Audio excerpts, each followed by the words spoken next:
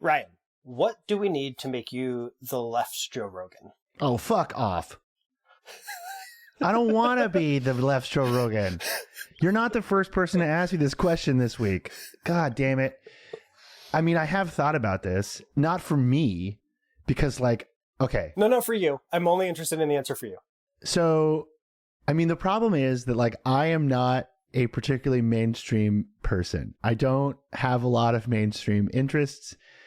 I watch a lot of anime. Does Joe Rogan? Yeah, he does. He's the host of UFC. That's pretty mainstream masculine, I think.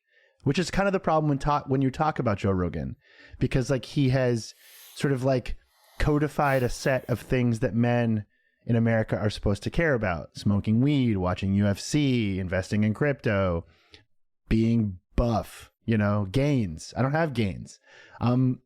I can get you gains. My body type looks like Dr. Robotnik from Sonic the Hedgehog. I have very long legs and a very short torso and kind of a big belly. So I'm not. I don't talk about this with you at all, but bro, let me mold you. I don't want to be molded. 5 times a week. I don't want to be molded. And that's the intro.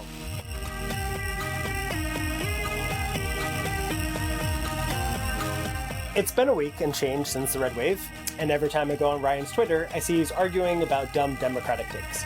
So today, I thought we'd do a little bonus about what Dems are panicking about and what we think they should actually be panicking about. I'm Grant Irving, Panic World producer, and joining me today, everyone knows him as the Joe Rogan of the left, Ryan Broderick. Ryan, welcome to your show. I don't know about that intro. I hope the producer changes that intro later. You're doing a great job already becoming Joe Rogan by hating my okay. I know. So yeah.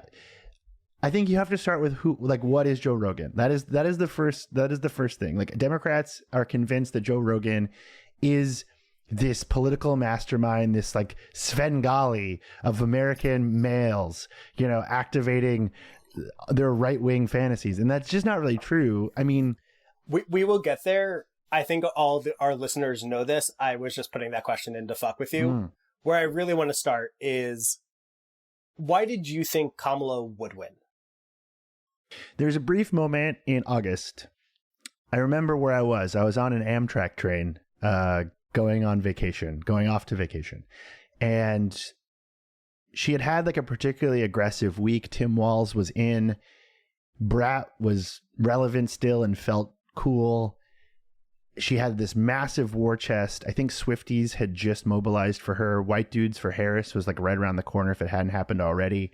It was this moment where it just felt good.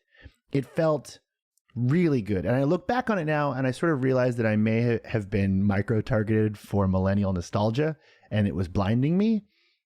But it felt really good. It felt like she had all the pieces.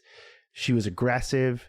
Her internet game was strong, her ground game seemed strong, and people seemed ready to move on from Trump. And I even liked her sort of slogan, we can't go back or whatever. The whole thing felt right to me. And then it soured pretty quickly. But that couple weeks in August felt really strong. So I was wrong too. I immediately accepted that her strategy of appealing to only white ladies was the only thing that could win. I now have my coping theory as to why she lost so epically. But before I share, I want to hear yours. Why she lost? Why do you think you were wrong? So I definitely think I was blinded by millennial nostalgia. Having Tim Walz be a Dreamcast guy really fucked up my radar because I'm a Dreamcast guy. I have one in my apartment. I don't like Crazy Taxi. I think it's actually a horrible game. But I like Jack Ryan Radio.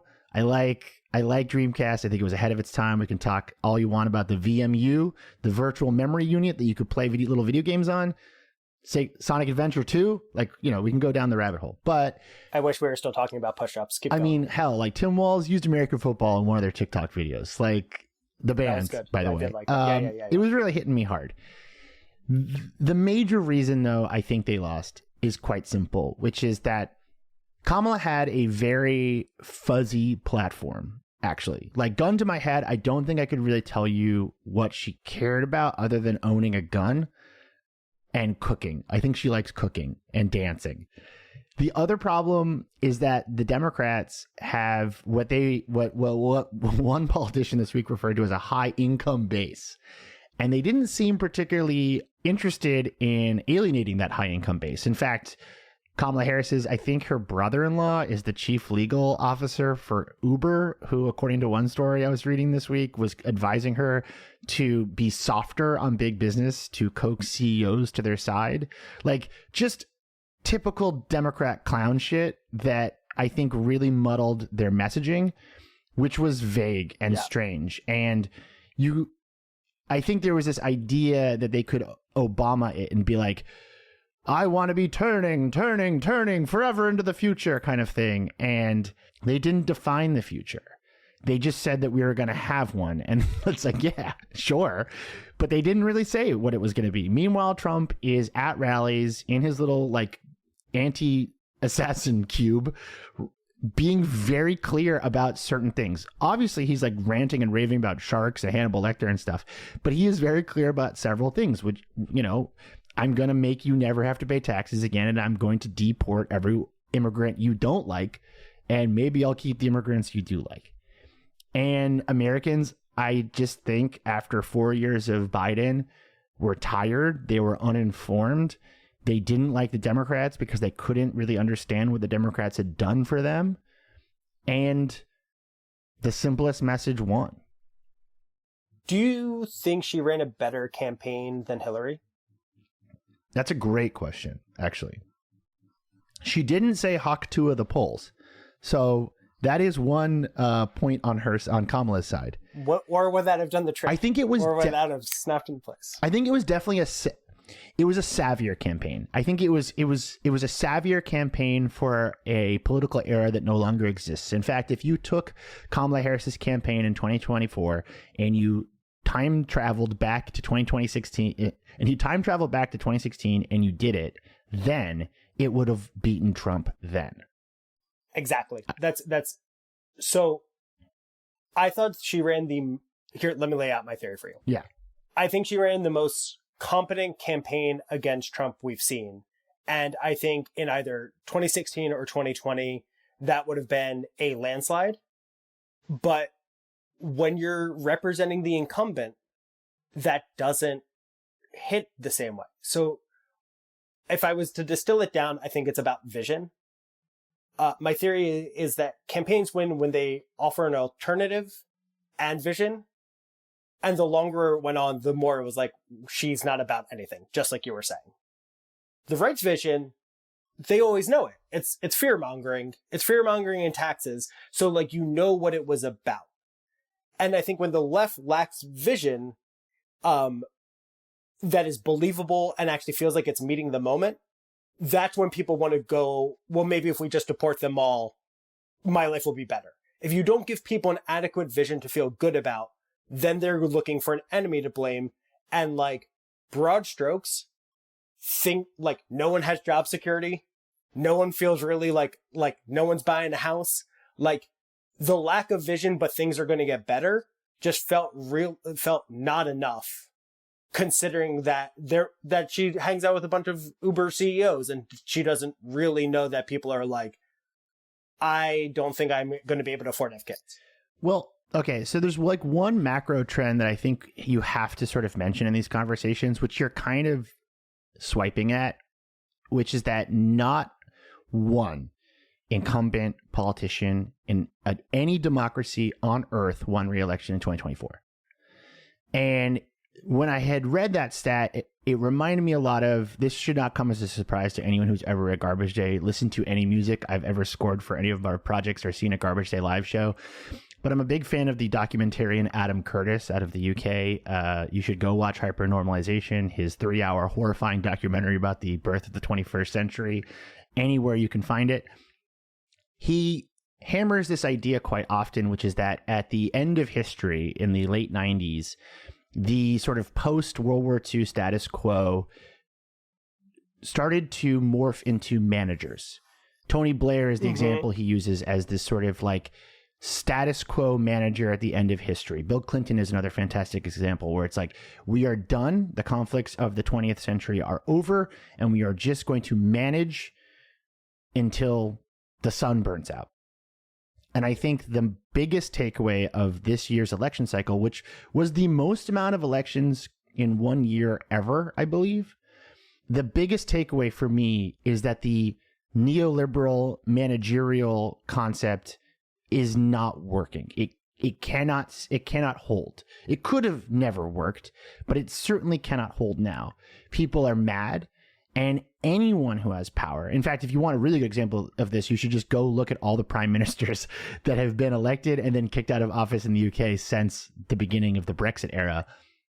These managerial politicians, one of which is definitely Kamala Harris, definitely Biden. Biden's whole strategy was quietly managing the country while doing small fixes and never sort of addressing the root problems. This style of politician cannot win elections now and possibly never again, or at least for several generations. It's over. And so with that in mind, it's not surprising the Democrats lost. If they had run like, the demonic liberal psychopath Gavin Newsom out of California, like maybe they would have won. But clearly people want something different. They don't want a steady hand. They want change, whatever it looks like for them. And so I think what we're seeing online and we're seeing is the entire Democratic Party coming to terms with that and facing reality and having a new and exciting conversation. Would that be what you'd say you've experienced in the past week? There's this thing that always happens, which is that instead of dealing with the thing that you should be dealing with and thinking about the problems that you should be thinking about, Democrats in particular like to go for the thing that's the easiest to look at, which is typically the media, right? So instead of like reckoning with very real structural problems in their political platform, they're going like, we need a Joe Rogan because clearly that's going to fix it. And it drives me up a goddamn wall because Joe Rogan did not win the election for Trump. I'm going to guarantee you that 90% of Joe Rogan's audience knew who they were voting for before Trump came on that episode. Like, no question. Ryan, I see that you're already annoyed, and I'd like to make this day worse for you. So can I interest you in the chat column? And I would like you to pull up these tweets in order. Okay, this is from user Penis Hurts. Good. And it reads, this fucking thing. Yeah. So it reads, let's not pretend the angry video game nerds' hateful rhetoric and crude language wasn't responsible for corrupting a generation of young people. And I believe my buddy Gene Park over at the Washington Post had a really good retort to this, which was like, we have already found the South Park as radicalizing young men of the 2020s. Yes. So for people who are not in the know, the angry video game nerd is like a horrible YouTuber that sucks ass. You should go watch Dan Olson's short documentary about the angry video game nerd if you want to go deeper down that rabbit hole. This is not anything. Like, this is a troll, right? I mean, they're called Penis Hurts. Yeah, no, this is a troll. This has to be a troll. I like that you, who is very good at spotting trolls, was too angry to notice until this moment. What was not a troll was it was deleted because the person was getting ratioed, but there was the Democrats just like, it's a shame that they have to deal with ignorant people tweet. Do you know what I'm talking about? I yelled at them about this. Yes. Can you summarize? I was like, wait a minute. I definitely rage quote tweeted I literally, the prep for this episode is I went to your Twitter. Okay. I think you're picking up. Yeah. So I forget who it was. It doesn't matter.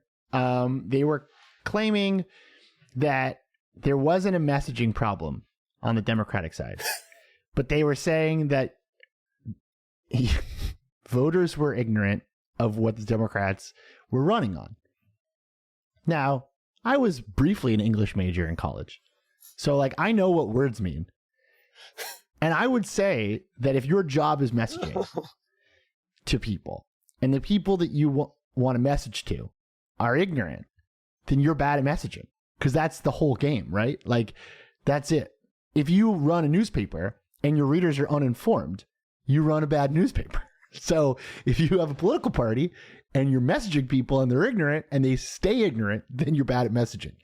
And this is like a thing that has come around a lot where the Democrats are being like, oh, the media environment is bad right now. And it's like, yes, it is. It is very bad right now. And in fact, here's a stat that I was looking at this morning for a piece I was working on.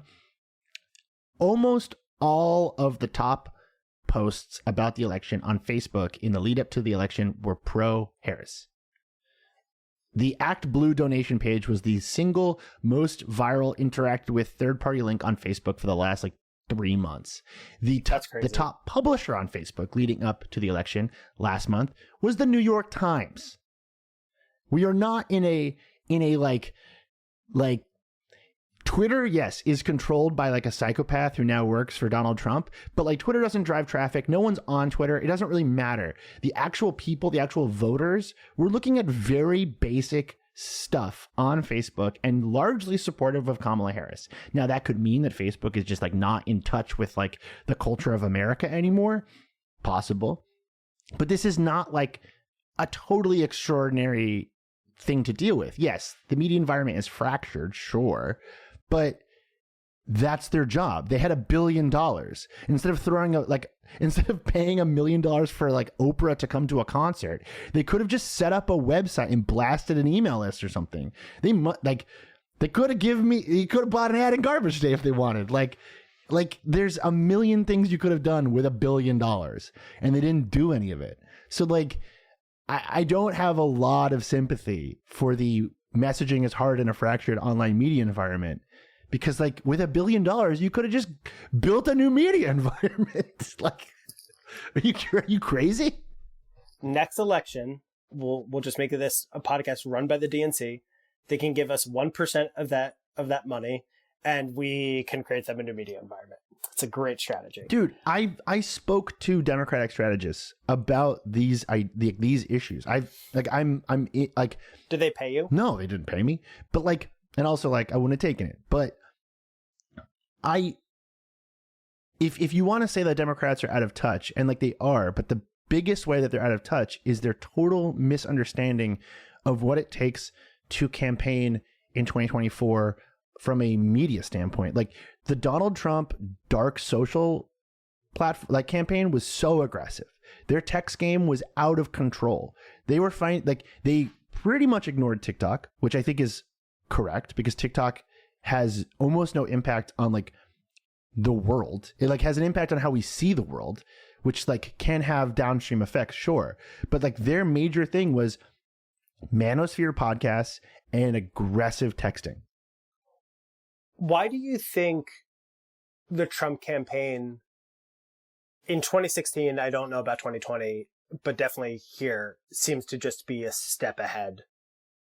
I mean, because Kamala basically tried to do Trump 2016 strategy of extreme social spending. And it was oh, that's weird that Trump's not spending money on socials, was kind of everyone's reaction. Why do you think that they're primed to be a step ahead? I think one thing is that by going through 2016, the Republicans realized that they can throw shit at the wall and see if it sticks. And they're much better about creating an environment where they can sort of all experiment and then see what rises. So they, you can have a guy Deus Volt 1488 being I think fluoride turns you trans. And then a Republican senator can retweet it and be interesting, looking into this. And then if enough people retweet it, they're I guess we're looking into this. They've sort of completely restructured their political party to very intensely listen to signals that they're getting online, where the Democrats are not like that. They weren't even like that during the first Obama election, because I went back recently just to see what they were doing, and they had a MySpace, they had the Hope poster. Yeah. I think Obama did an AMA on Reddit in 2011, but it wasn't they were full viral all the time. And also the virality of 10 years ago is totally different than it is now. So the Republicans are much more comfortable. And this is why they're constantly lying, constantly making stuff up, and constantly saying stuff that doesn't make any sense, because they don't really care. They're just trying to see what they can once again, Steve Bannon's timeless quote, flood the zone with shit. That's all they're trying to do.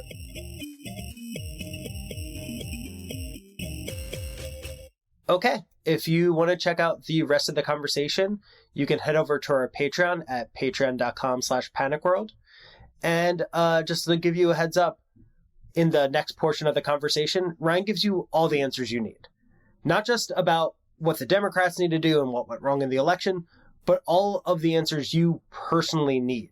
So for $5 at patreon.com/panicworld, you can get all the answers you need. All right, please give us $5. Thank you.